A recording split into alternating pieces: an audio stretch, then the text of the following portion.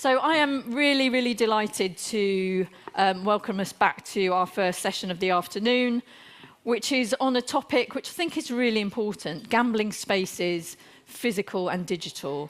We've talked a lot, I think, this morning about online and digital spaces of gambling, but we really can't forget the physical environment in which we live and in which gambling still is a really important factor.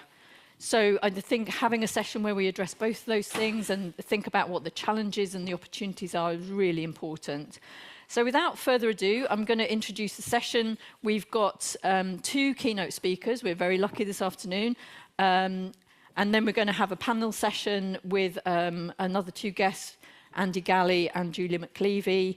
But our two keynote speakers today are Marlene d'Aguilar from Haringey Council. And Marlene has a fantastic job title, Health in All Policies Strategic Lead, which I just love that, because health in all policies, I think, says it all, really. And then we're going to hear from Alistair Barfield Ali, who's the director and founder of Deflect and Protect, which is a non-profit training organisation focused on digital harms. So I'm going to invite Marlene up first to give us her presentation. Thank you, Marlene. Thank you, and thank you for inviting me here. I just want to say that gambling on the high street is one of those pervasive things that have entered our high street through the 2005 Gambling Act, which has been mentioned many times. We built a lot of what we do in Haringey on the voices of our residents. So here we've got three voices. That there's a new shop coming, and we hope it's not another betting shop. That there's posters everywhere. I don't like going down that road. And it affects the family a lot more, and we have to pick up the pieces.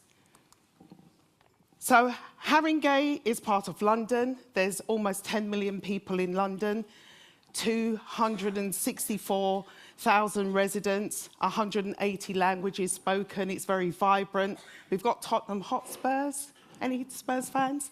We've got Alexandra Palace, where the international darts competition happens. We've got lots of parks and open spaces, but we're the fourth most deprived borough in London. We've got £10.1 million in fiscal costs of gambling harms. That's the cost to the police, the NHS, social care, housing. It doesn't account for individual losses, which we know can end in debt, suicide, child neglect. We've got 8,000 residents who experience direct gambling harms, and based on the Citizens Advice research that they carried out in 2018, that for every one gambler, you get 6 to 10 people affected. We estimate it's actually not 25,000, it's 48,000 at the bottom end. So that's a lot of people in our borough. So here's an interesting map. It's like the tale of two cities, except it's one borough. We've got the west, the lighter the colour, the more affluent, and the darker the colour, the more deprived. And you can see lots of dots, and the dots represent a gambling establishment. So you can see that on the west, where it's more affluent, we've only got 6. And on the east of the borough, we've got 55. And they say they don't target the poor. Here's your proof that it's not true. Underneath all that, we have, for the past 3 years, a gambling harms reduction program. We've got 2 dedicated clinics. We've got integrated clinics with drug and alcohol. We've got referral pathway. We've trained 350 people, professionals. The first people to be trained were the cabinet leaders and the councillors, the political leadership, and we've trained even police. We've had a summit, and earlier this year we won a national award for our innovations in reducing gambling harms in the borough. I can't say we're reducing it, but we're attempting to. In 2022, we had a political scrutiny committee to really underpick what is happening in gambling harms, such as we had experts, we had academics, we had lived experience, people with lived experience, and out of it came 3 recommendations. Number 2, we still haven't sourced any funding, but we've managed to do wonderful work in spite of, but the levy's coming. And we managed to get a champion out of it, which is one of our lead members who's done a really good job. In licensing and planning, I don't know if most of you know, but they operate on 2 different independent fields. So licensing has its own legislation, planning, where there's a physical building, has its own legislation. So when an operator wants to come into the borough to set up shop, they have to apply for licensing and planning. And there's a number of documents that support that. So the Gambling Act, the aim to permit, is like a golden ticket, or has become a golden ticket to the operators. It's like saying, get in a chair, you can move in now. Because there's so many caveats that an application can't be refused on. And there's a long line, but I've chosen 3. Proximity to existing premises, can't refuse it on moral grounds, can't refuse it on residents' preference. And by the time you get through the long list, you might as well say, welcome.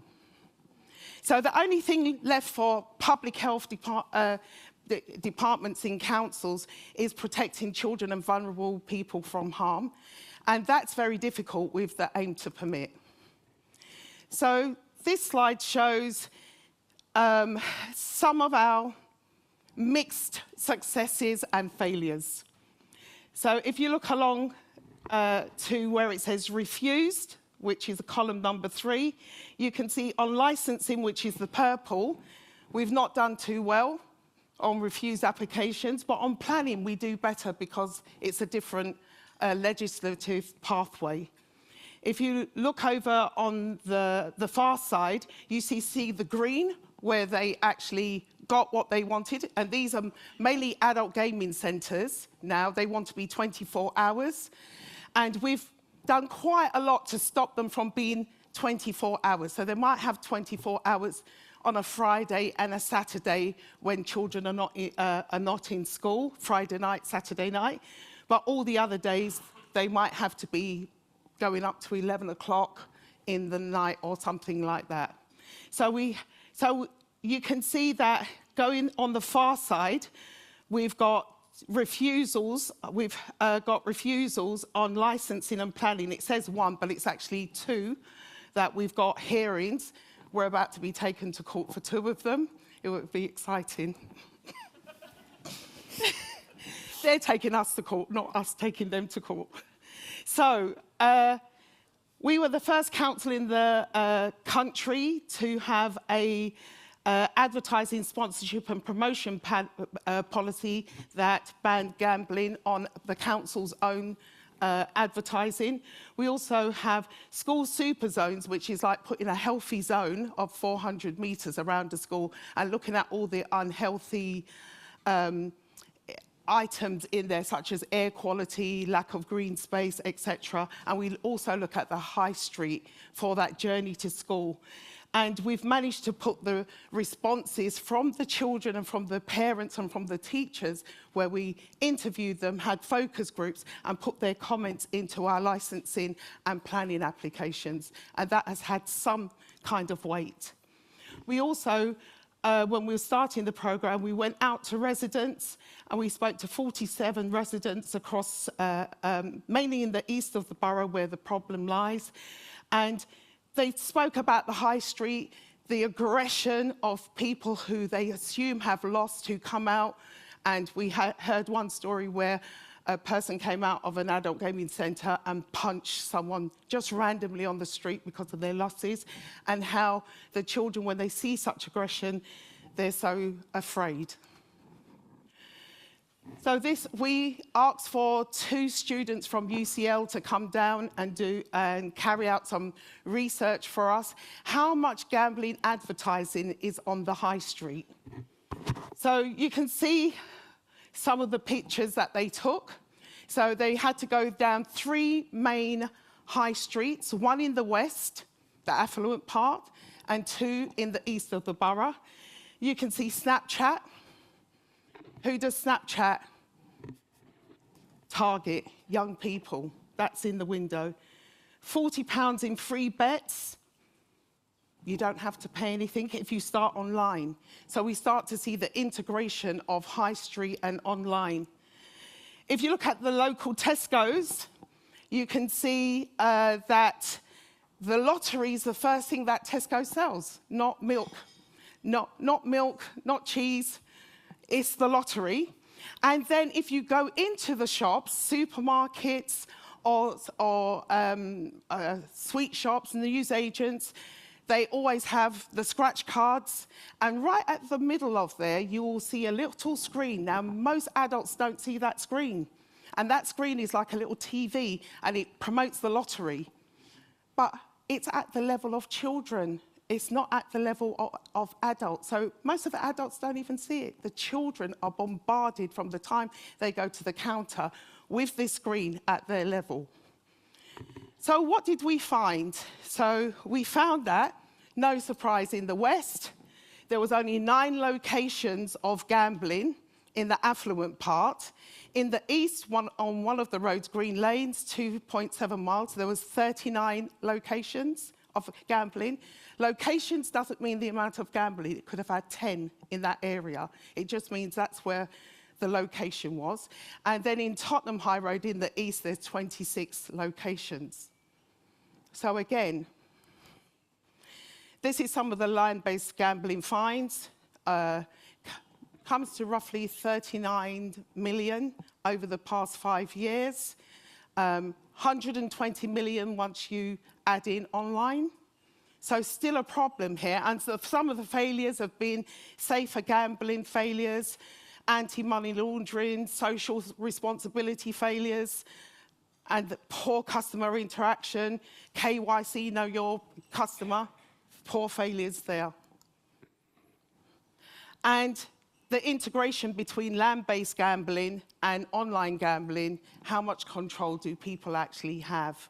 How much control do children actually have? Because children have been targeted, which my colleague Alistair will definitely highlight on. So we've got some opportunities. We've got the levy coming in.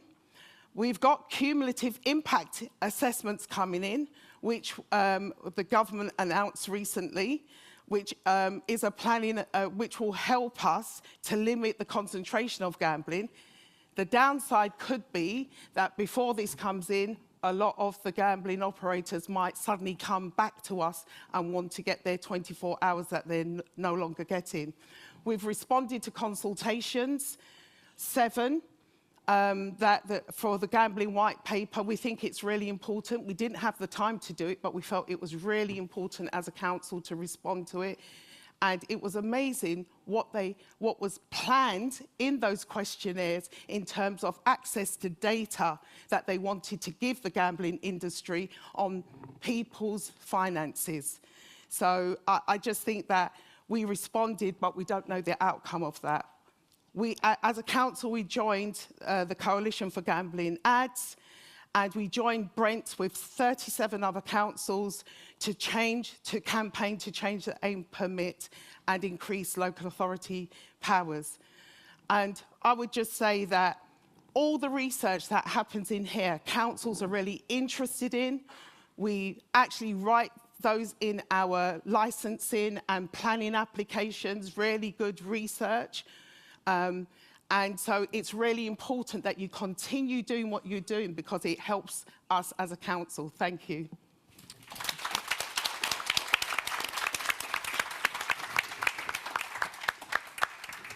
Thank you so much, Marlene. It's an amazing insight into, I think, what happens at a local level and what can happen at a local level, and place-based interventions. Really a lot to think about. Thank you so much. I'm going to introduce our next keynote speaker now, who is Alistair Ali Barfield from Deflect and protect. And as I mentioned, Ali works in the area of digital harms, and he's going to talk to us particularly about young people and online harms from gambling. Yeah, I am. Is this working? Yes. I feel like Britney Spears in '98, right? But without the psychosis, right? I'm Ali. Hi, guys. I don't work in the gambling space traditionally. My background isn't gambling. The closest thing I've ever come to gambling is the fact my wife took me to a casino on our first date. She had like if you make somebody sign up, it's £10, and she thought if it's a bad date, at least she'll get £10 of credit. She is Chinese, so right. Okay, so this is me. My job primarily is radicalization. I spend a lot of time talking about terrorism, and I spend a lot of time talking about the way in which the internet interacts with young people. That's my area of interest. Now, what happened is, following the pandemic in, let's say, 2021, the gambling industry started to enter my area. My obsession is trends. I like to understand what young people are consuming and what young people are looking at. And if anyone's ever heard me speak before, the difference between me talking now and then is that I've spent the last 6 months surrounded by young people. It makes me sound like the child catcher, right? But the reality is that I'm now spending so much time with young people, and gambling constantly comes up. Constantly. It's a constant factor in the modern landscape of social media and the internet. Let's talk about how. So, as an organization, we love the internet. We're not anti-internet. We're a digital harms organization because people like that. It's easy, it's simplified. But we really believe in empowering young people to think critically about the content they're consuming. That's the most important thing, is those critical thinking, those media literacy skills. And we're not in favor of bans or shutting things down. I'm a notable proponent against the Online Safety Act. My whole thing is bringing things out into the open. The last thing I ever want is things to be hidden. I want to have those conversations. But to understand modern gambling, we have to understand Generation Alpha. We have to understand our kids now and the way they are interacting with the internet. So we already know that if children are exposed to gambling harms, they're more likely to, struggle with gambling when they're older. But the reality is now that young people view the world through something very simple. This is my favorite picture of 2025. This is the Sphinx. Shout out Sphinx. This is one of the pyramids. I don't know which one it is. I'm not that kind of autistic. And this is, I'm the video games kind, not the history kind, right? And this is a young person on an iPad. Now, the reality is we've all been in a restaurant or a pub or wherever we might be, and there's a child with a screen in front of them. There's a child that nobody's interacting with, first and foremost, but there's a child that's interacting with content that has no value. Who here has seen Cocomelon? Or Miss Rachel? Have you guys seen this content? I'm wearing a Sesame Street shirt today because Sesame Street's a non-profit that focuses on helping people. Has anybody encountered Sesame Street in the community before? They have, nice, they have entire section of their non-profit dedicated to free resources for children who have a parent that's incarcerated or in active addiction or whatever it might be.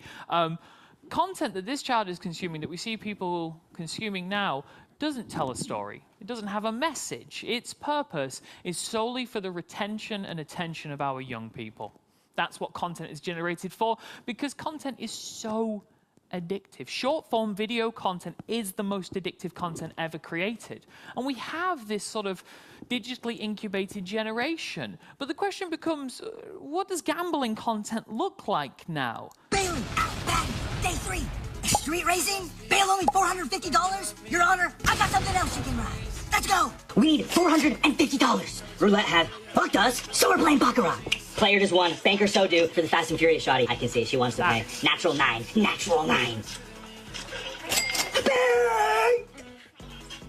I don't understand the rules of Baccarat or why anyone would ever have a septum piercing. But still, this gentleman's tongue. He clearly does brush his tongue. Shout out tongue brushes. Right, anyway, where were we? This seems farcical at first to you. It's a man that's doing the Bailing Out Baddies challenge, which is an online challenge where you look up mugshots of people, and if you find them sexually attractive, you pay for their bail and take them on a date. It's a pretty consistent trend. I love the fact there's Gen Zs in a room nodding along because they've seen this on their feeds. I did a conference the other day, and there were two 15-year-olds in the back, and it was the best conference I've ever had. Do you know why? Except for this one. Right, okay. Do you know why it was the best conference I've ever had? Because all they did was back me up for the entire time. And it was really interesting to see that. But the truth is that Generations Alpha's relationship with the internet is so different to our own. Is anybody familiar with AlgoSpeak, the language that young people use? The word I always talk about is unalive. Young people using the word unalive instead of kill or suicide, and corn, thank you, or grape. We're seeing the rise of this word. There's an amazing book called Algospeak by Adam Alexic. I highly recommend you read if you're interested in this sort of thing. Read. Who reads? It's on Audible. Right. I'm in a room full of academics. I love reading. I don't just put your essays in Gemini and tell them to sum it up in one paragraph, right? But the reality is that we're already seeing the way in which language is changing for our young people. We're already seeing that adoration of the internet and how they almost view the world through the guise of the internet. And in many respects, that's fine. It's different to our own, and it's important we don't make those value judgments. However, when they are interacting with content that's specifically geared towards young people, especially the more extremist things we're seeing from a gambling perspective.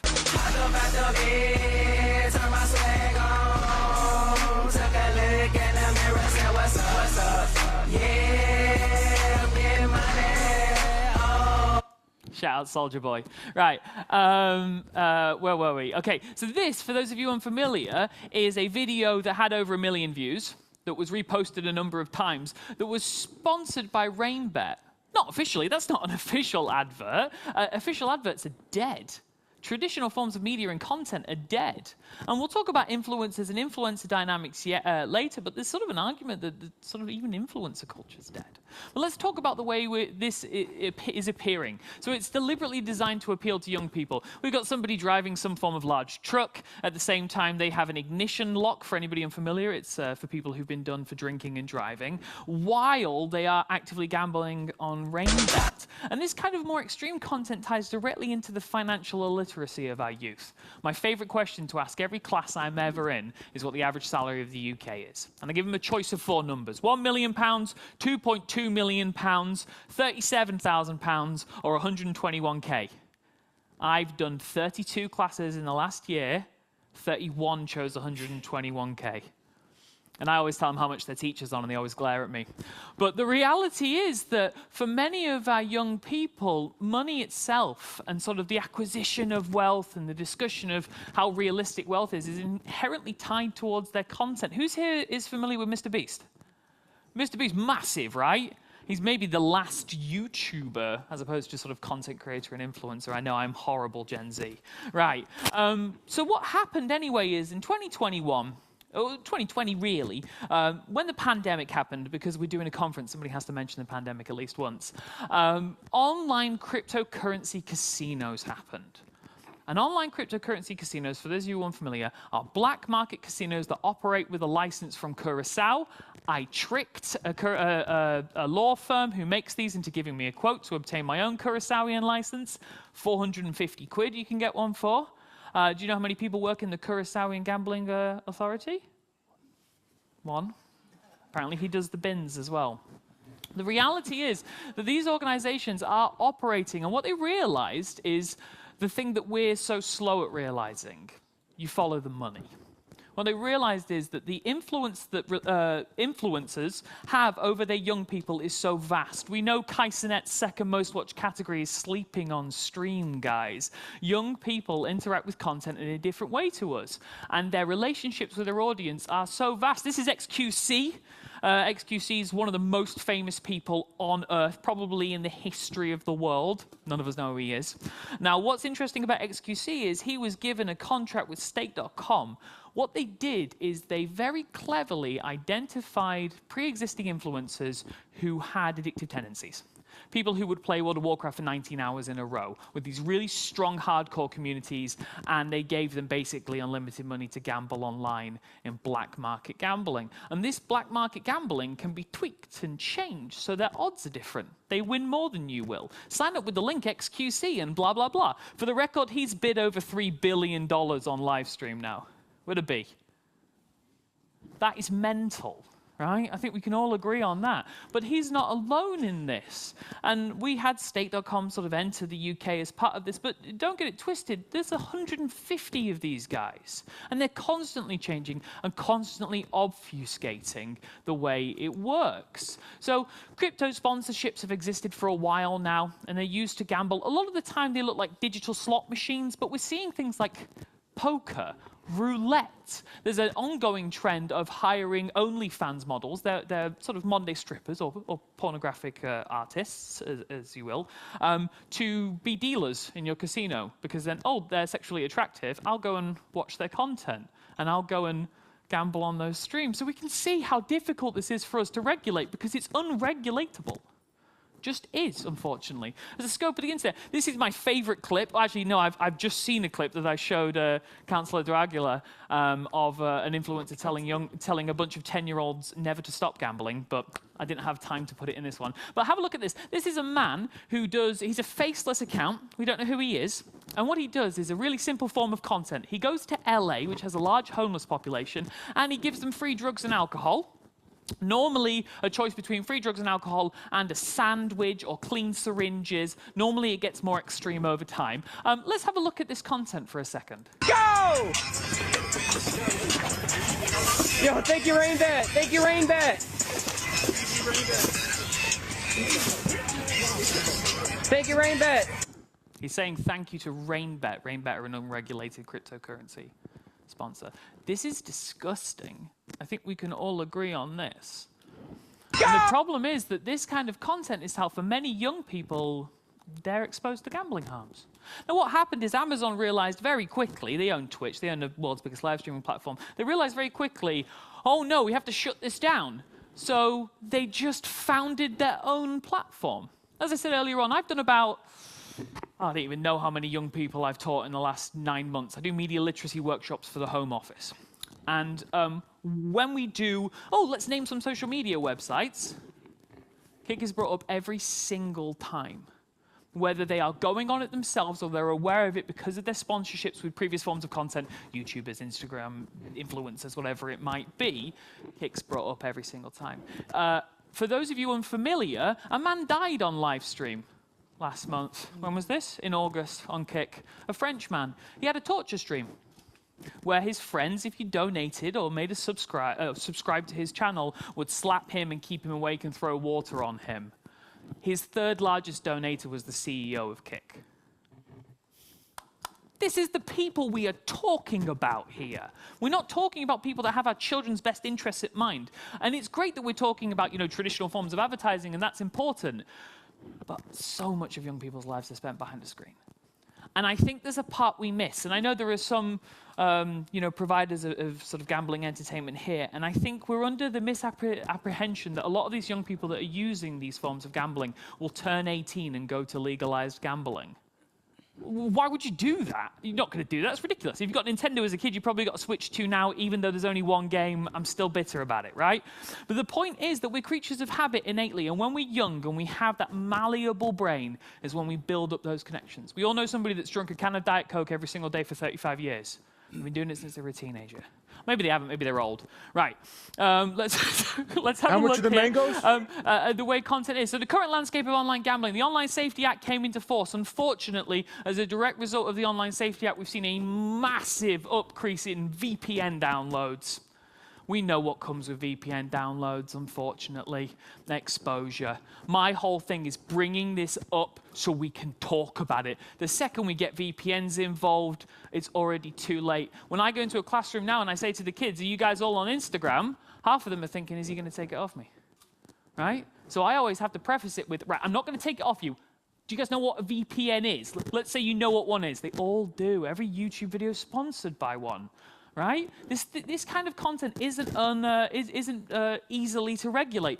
This was the day Taylor Swift announced her engagement to Travis Kelce. He's a nice himbo. What can I say?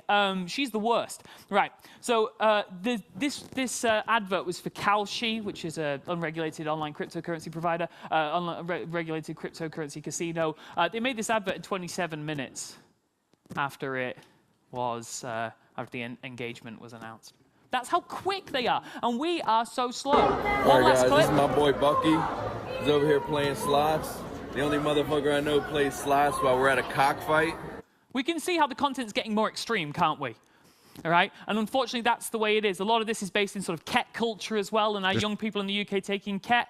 Last thing to note very quickly is Ross Ulbricht was freed by the American administration. He is the founder of the Silk Road.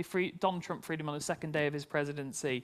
Cryptocurrency regulation is not coming anytime soon. It's almost impossible to regulate, and we don't know how many people are doing it. Right, I'm running out of time. Right, this is what I do with young people. Somebody take a picture of it. I'll give you the slide afterwards. You guys all want me to talk for longer anyway, let's be honest. Right, anyway, where are we? Young people, AI people. The way in which gambling is introduced to young people has changed. Influencers hold a tremendous amount of sway. Media literacy tools. Talk to people about content. Critical thinking skills. Thank you so much.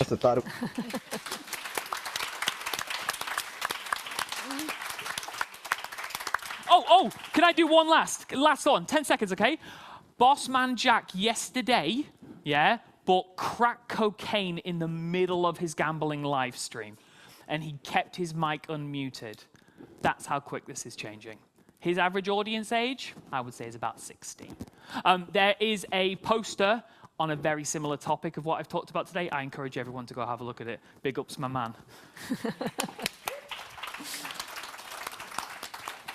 Thank you so much, Alistair, for that, Ali, for that whistle-stop tour through a world that is very unfamiliar to me, but clearly we all need to get much more familiar with. So thank you very much for that. And I think it just, between Marlene and Ali, what we've seen is, again, how complex and fast-moving this is, and how, you know, we as researchers and policymakers and treatment and support providers all have a job to catch up and stay caught up. But thanks to Ali and Marlene and others, we can do that. So I'm going to now move into the panel session of this afternoon. And I'm delighted to have two people speaking to us about, again, different aspects of gambling spaces. So we're going to start with Andy Galley, who's from Beacon Counselling Trust. And Andy plays a really important role there, including as part of the Armed Forces Gambling Support Network.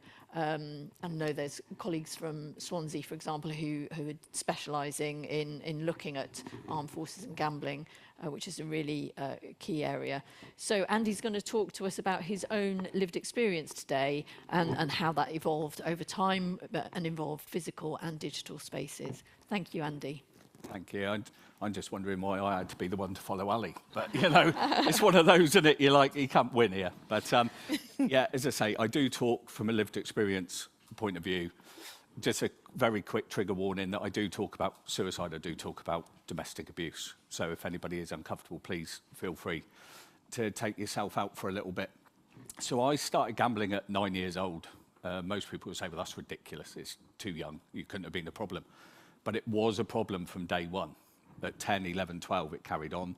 13, I got home from school to a member of Gamblers Anonymous, sat on the sofa. My mum had tried to stage an intervention. I was already angry.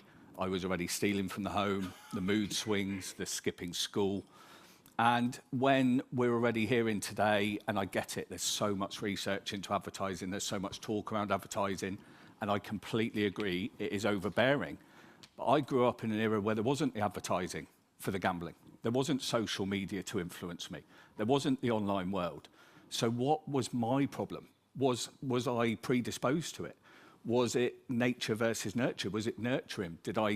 Who knows? But when we consistently blame and we go down the industry route, you know, it really lessens mine because I think, well, you know, just hearing Ali and all of the information and all of the access that children now have, it scares the life out of me because I know how compulsive I was at that age. So at 18, the reason I work on the Armed Forces Gambling Support Network, I joined the Navy at 18. I could read and write, so I couldn't join the Army. And, you know, on joining the Navy, you know, where I'm taken around, you're shown around, we went into what they call the automat, a big cafe area, 40 or 50 fruit machines all around this room. And there was just 2 or 3 people at every single machine, laughing, joking, cheering. Now, I've just been told for 9 years what I do is wrong, but I'm now seeing people from all over the country do exactly that. It normalised it completely for me. The culture was one of risk-taking. You maybe got a little bit of imposter syndrome where you've joined up. I'm struggling with the fitness. You know, I'm maybe not fitting in, that peer pressure going on.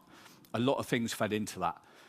So I was still at this point on the fruit machines, but I had gone from the 2p to the 10p to, you know, 20p, 50p a pound a spin. And as the machines went to 70 and £100 jackpot, obviously my sort of tolerance grew along with that. But looking back at those very younger years, and I'm just thinking of tying in with yours, that's all, because you told me to.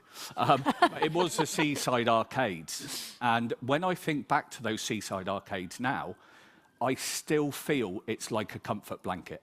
I belonged in there, I fitted in there, I was safe in there, and that's where my friends were. So those seaside arcades, although most of us will see them as quite innocuous, they were really quite dangerous for me.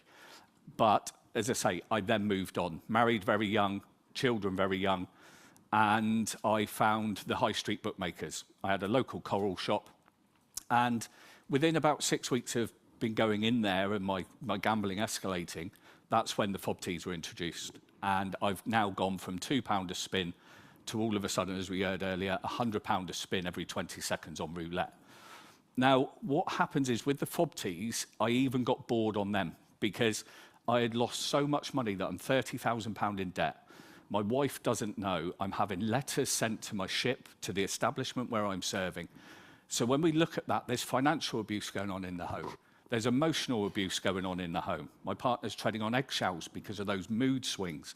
If I win, I'm happy, I'm coming home, I'm buying a takeaway and we're having a great time. If I lose, I'm coming home in a foul mood.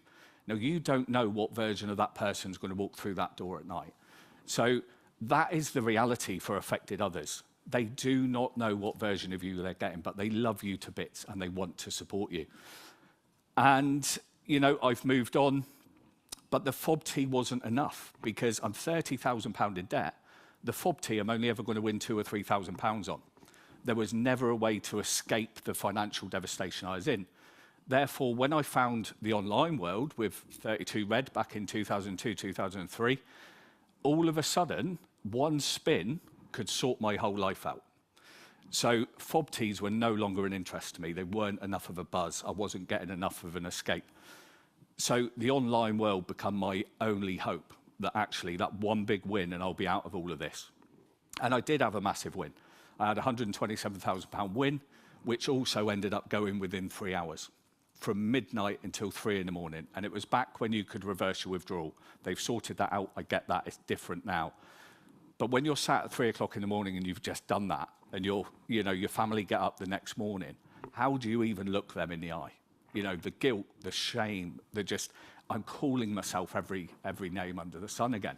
So moving on very quickly, I've left the Navy in 2011, moved away to London 2014, and gambling had been dominant right throughout my life, was every stage of the way. And I've then been in a job where I was in charge of finance. I've committed fraud to £47,500, and I've received a suspended sentence. Moved back to Cornwall. I've then been on a night out and I've committed the most abhorrent assault, and my sentence has been activated. So I asked for support in prison, only to be told it's a secondary addiction. Now, if you tell me it's a secondary addiction, it's ridiculous, absolutely ridiculous, but that's what we were told. I've gone through the prison system. I've tried to help myself. I've come out thinking I'm all singing, all dancing, wrote my life story down. And then all of a sudden, within 2 years, I've committed a further fraud to £198,000. Now, I've had 2 suicide attempts in life. This was going to be the final time, and I had planned it within an inch of its detail. And I didn't. And I drove back home to Wiltshire. My children asked me to get help. And we heard from Rosalind earlier about Gordon Moody and how people may not be able to go in there after the 25th of November. And that is what really angers me today. That's what really angers me with all of this talk about the levy and the uncertainty, is individuals like myself will not be able to get that support from the likes of ARA, who are in the room today, the likes of Beacon, who I work for, Gordon Moody, and many, many other NGSN providers, all because of certain agendas in this space. Individuals will miss out on that support. I don't care about the bigger arguments going on. I care about the individuals. There's thousands, millions of people out there today that need that help, and I think they should all get exactly the same amount of help that I did, because they are going through the same things, as are their families. So, thank you.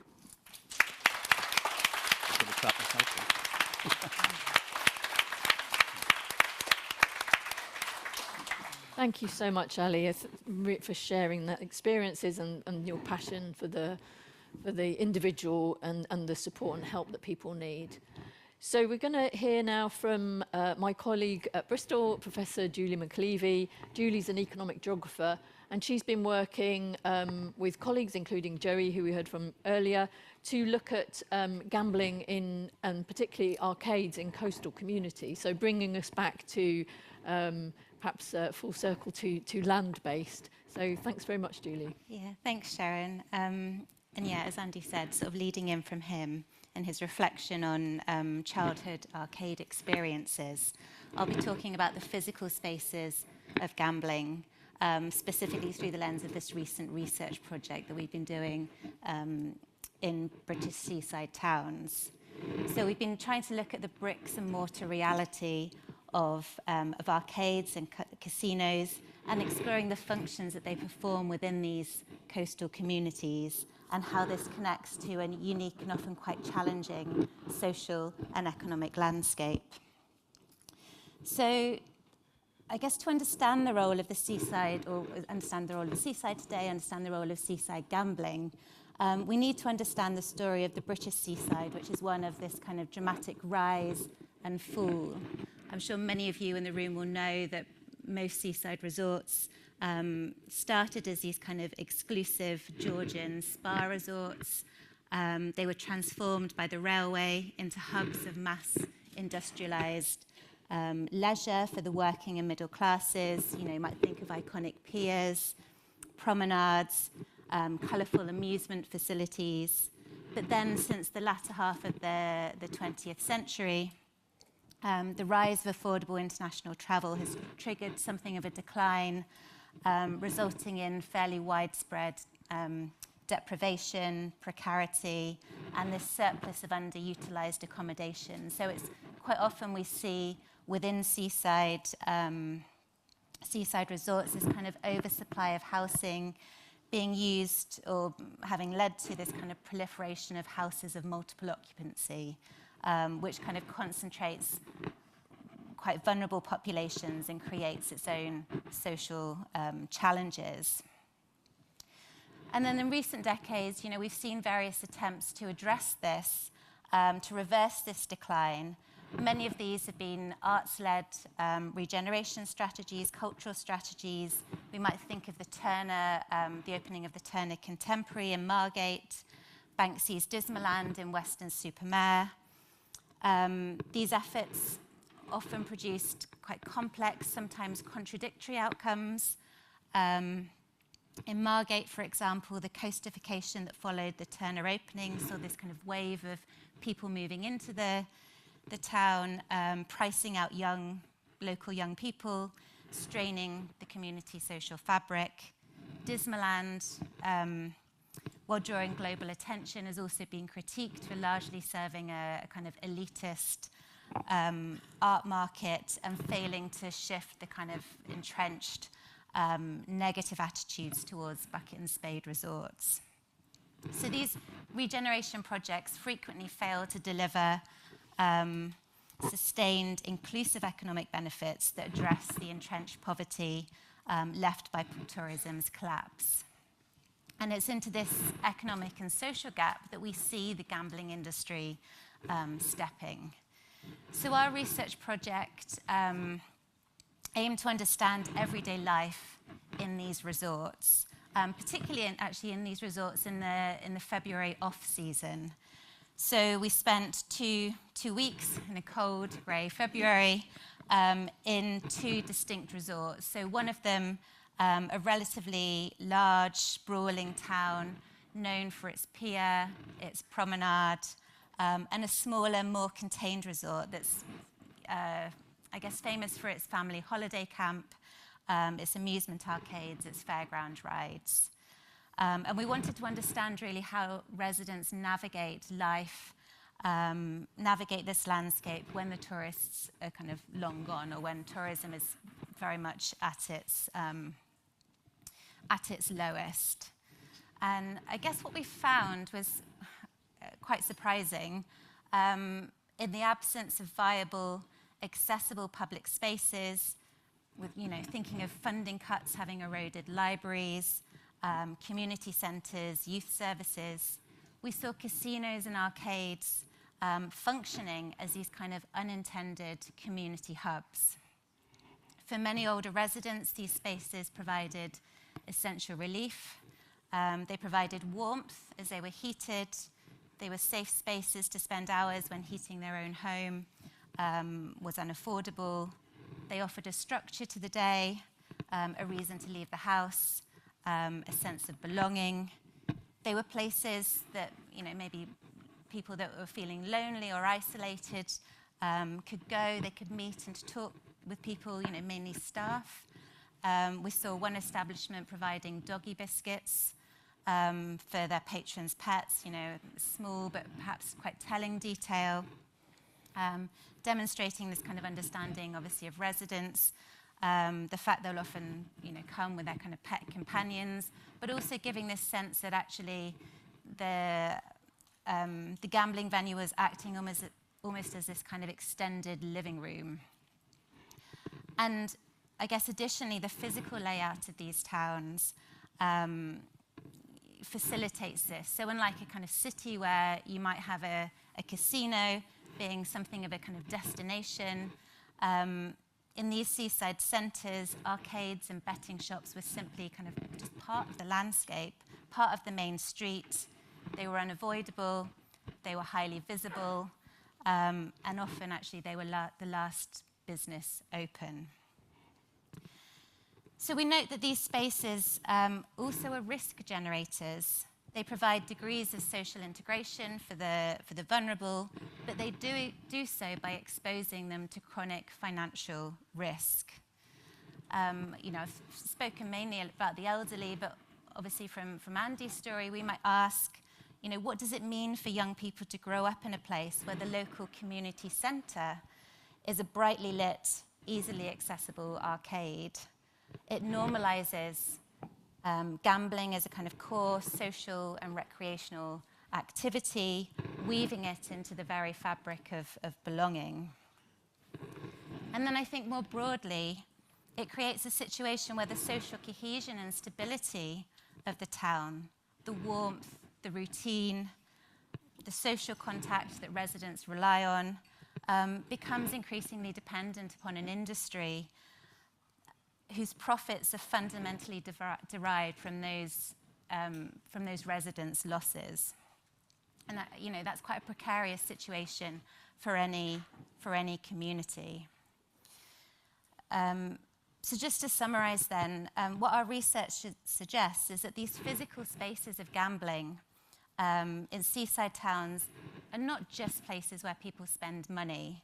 They're also almost de facto welfare spaces, filling the gaps left by the collapsed tourism industry, the tourism economy, inadequate public services, public spaces. And I think for this reason, their physical presence and unintended social function demands a deeper, more critical look as we consider that balance between online and offline risks. So, thank you.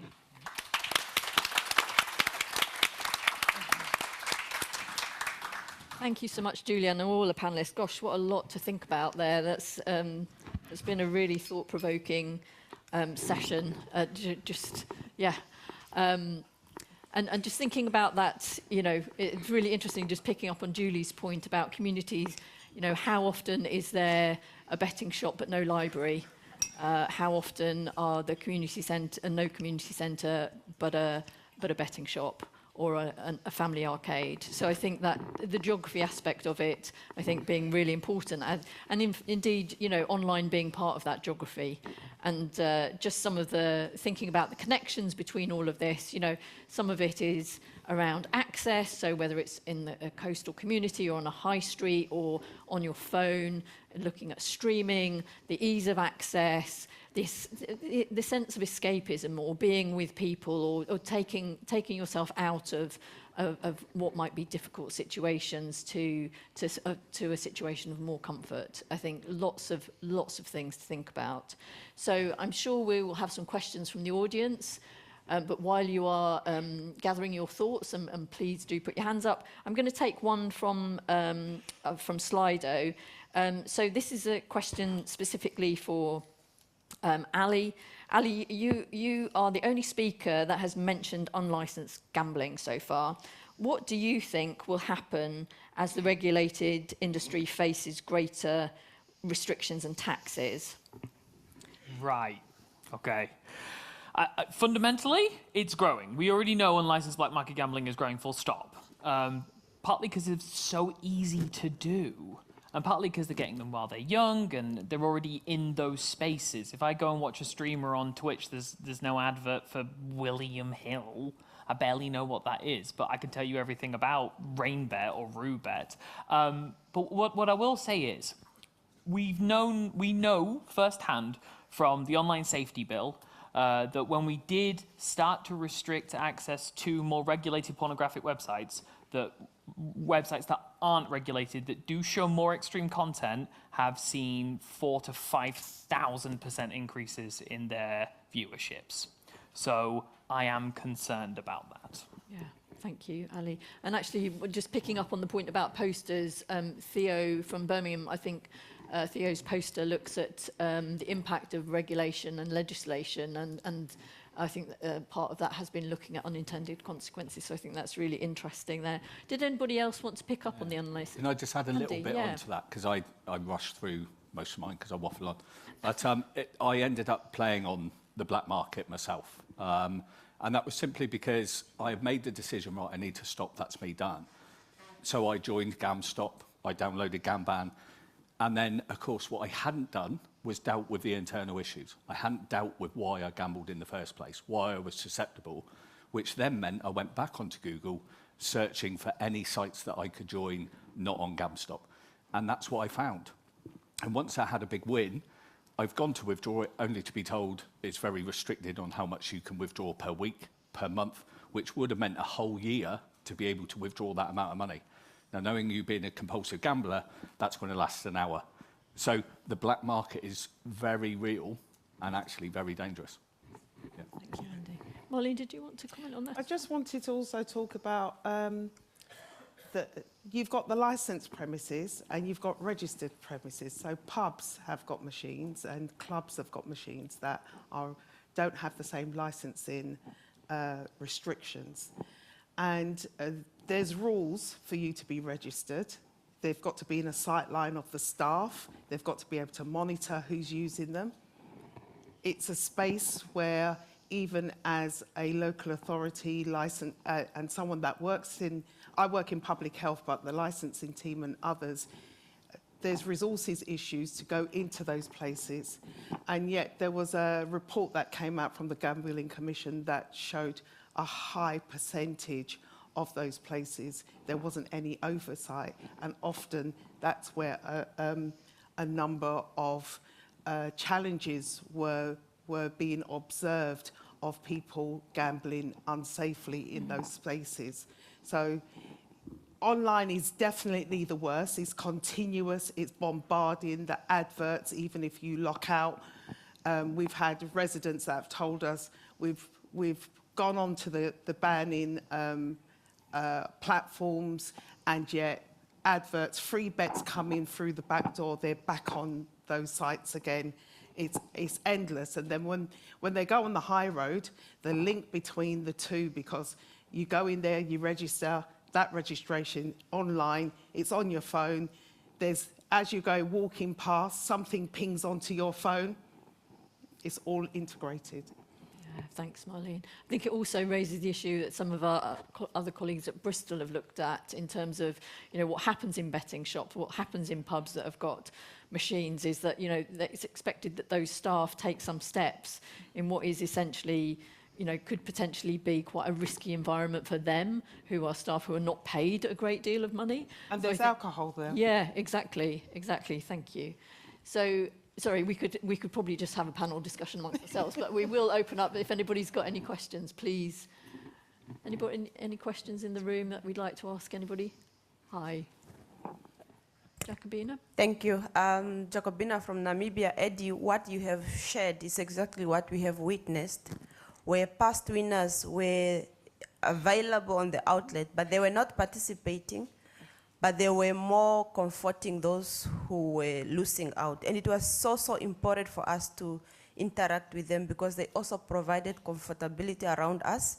Of course, they were also showing us, pointing to us that he's a beginner, he's an expert, he's about to black out, stuff like that. So it is so important that we tell these stories around. It is so important that we document from an experience. And I'm speaking as an early researcher who have been in the field. After that, I was also traumatized. But I'm now also having a passion to continue listening to stories as you have just narrated. So thank you very much from Namibia. Thank you. Thank you. Thank you, Jacobina. Hi, Ali. So one of the issues that you had raised was educating young people about what's going on social media. Are you familiar with any social media individuals who are influencers who have talked about gambling in terms of a negative way or in terms of being restrictive? Or would you recommend someone who would be willing to do something like that? I mean, I'm sure there are influencers like that. I don't watch them. They're boring. No one's watching them. No one's watching them. It's not good content. Good content doesn't tell you off. Good content encourages. That's the problem. The problem is a fight with the algorithm. Now, there are amazing educators online, not that I'm aware of in regards to digital, in regards to the harms of gambling in particular. What I will say, though, is that critical thinking skills are universal. I get paid by the Home Office to go and teach it under the guise of preventing radicalization. But it's really something we should be doing for all children globally. If you're going to spend 8 hours a day behind a screen, what are you looking at? It seems like a really simple thing. So no, there's no content creators I would suggest in that because they're probably not very good. Like, that's funny. Like, he's got homeless people, alcohol bottles. Hilarious. I'm not encouraging it. Funny though, isn't it? Thank you. Depressing. Thank you, Ali. I've got some questions online, actually, that might... there's one for Andy, which I think is a really important one. Andy, what work is being done with the Ministry of Defence for them to take action? Surely they have a duty of care to their personnel.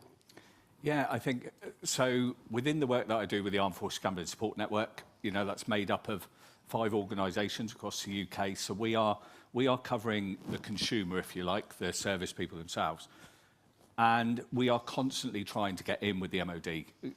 Glenn Dighton is in the room from Swansea University, absolutely keeps trying to get in with the MOD. There is a lot of pushback, simply because I think they think we're trying to prove there's a problem. We're not. What we're trying to do is give them enough information that if an individual reaches out, that the support is there for them. So I think it's about breaking down those barriers so the MOD understands we are not there to create a problem. Yeah. And I've noticed recently, actually, Dr. Emma Ryan and Sharon Fernandez from the Primary Care Gambling Service have done quite a lot of work with the Defence Medical Services. They're doing some great work. Hopefully, there's a webinar soon with a lived experience slot as well that we can start to maybe get into the MOD to say, look, can we work with you rather than against you? But the Armed Forces Gambling Support Network, we deliver awareness training day in, day out. Yeah. So. Does it come back to something that was touched upon earlier, Andy, do you think, where it's getting into the senior leadership to get them to understand? Is it a top-down thing, really, or is it a bottom-up thing as well? I think it's a bit of both. We've got to go from the bottom up. So I've been fortunate, being a veteran myself, I maybe have a little bit of a key to the door to get in, but then we need those at the top to be accepting of it.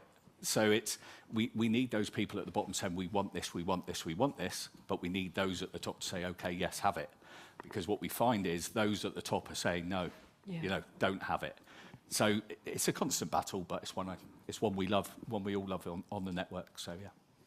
Thank you so much. We've run out of time for our session, so thank you to Marlene, Ali, Andy and Julie for a really great session. I'm sure you'll agree. Thank you. We have a short coffee break now for 50. We've only given you 15 minutes. We're being a bit tight. If you haven't voted, please do. It's your last opportunity, and we'll see you back for our last session of the day. Thank you very much. Thank you.